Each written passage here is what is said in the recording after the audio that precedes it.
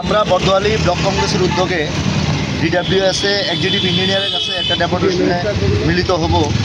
আমাদের বর্দোয়ালি বিধানসভার 20 নম্বর এবং 32 নম্বর ওয়ার্ডের অন্তর্ভুক্ত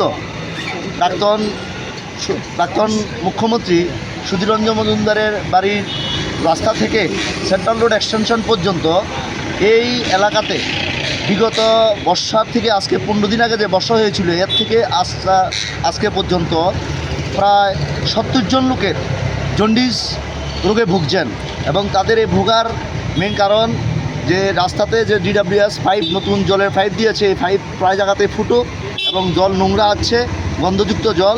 কালকে আমাদের দলের সভাপতি শ্রদ্ধেয় আশিস কুমার সাহা প্রতিটা বাড়িতে গিয়েছিলেন এবং তাদের শারীরিক অবস্থা নিয়েছেন।